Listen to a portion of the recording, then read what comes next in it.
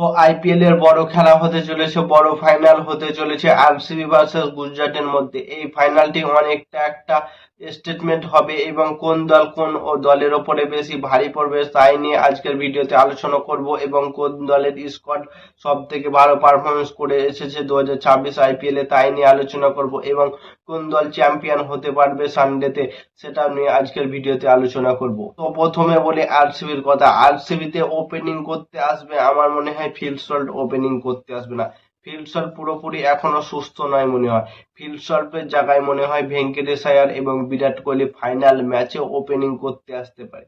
কারণ ভেঙ্কটেশ আয়ার দুটো ম্যাচে সুযোগ পেয়েছে, দুটো ম্যাচের মধ্যে একটা ম্যাচে 18 বলে 44 রানের একটা ঝোড়ো ইনিংস খেলে এবং পরের ম্যাচেও সে 9 বলে 19 রানের একটা ঝোড়ো ইনিংস খেলে। মানে ভাবো, ভেঙ্কটেশ আয়ার ওপেনিং এ এত সুন্দরভাবে খেলছে, কিছু বলার নেই। 220-30 রানের স্ট্রাইক রেটে খেলছে, এত কি করে খেলছে ভেঙ্কটেশ আয়ার আমি ভাবছি।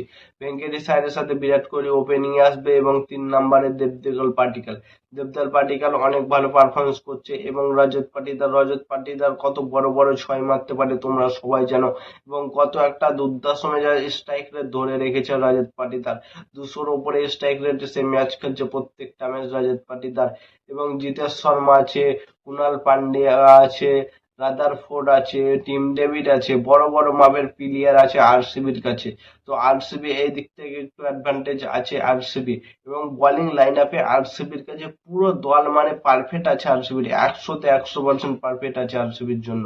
তাদের কাছে হ্যাজেলউড আছে, ভুবনেশ্বর কুমার আছে, রাশিক দার আছে, আর কার কথা বলবো, টিম ডেভিড তো বল করছে কত সুন্দর, সুয়েশ শর্মা আছে।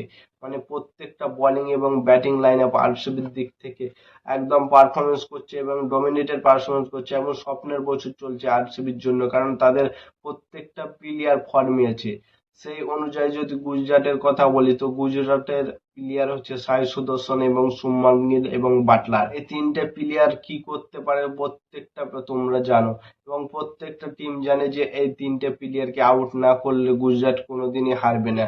কারণ এই তিনটে প্লেয়ার কি করতে পারে আজকের ম্যাচে দেখিয়ে দিল এবং আজকের ম্যাচে দেখিয়ে দিল এবং তারা কি করতে পারে। সেই শুভমান গিলের 129 রানের একটা ইনিংস এবং সাই সুদর্শনের 58 রানের একটা ইনিংস অনেকটা কনফিডেন্স দেবে এবং বাটলার নট আউট ছিল।